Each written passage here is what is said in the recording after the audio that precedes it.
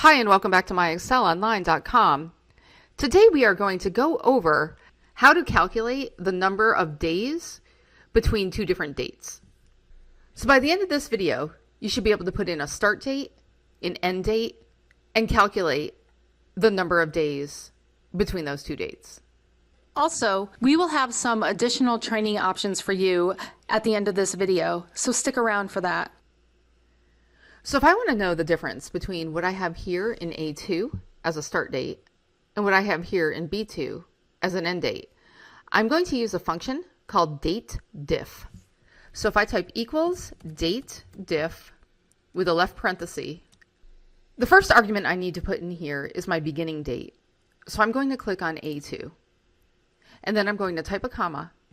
And for my second date, I'm going to click on B2 and then I'm going to type another comma. And then my final argument in quotes needs to be the format of what I'm calculating. In this case, I'm going to put a D in double quotes for days, but I could put an M in there for months or a Y in there for years if I wanted to do other calculations.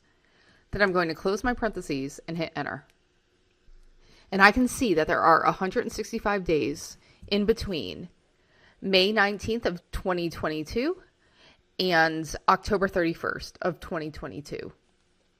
So if I go over here and I change this date in my start date to 1/1/2022 and hit enter, I can see that the difference has gone up. And that is correct because there are a little over 300 days in between January 1st and October 31st. If you are liking this video, please give us a thumbs up and subscribe to our channel and hit the bell button to get notified when we release our weekly videos.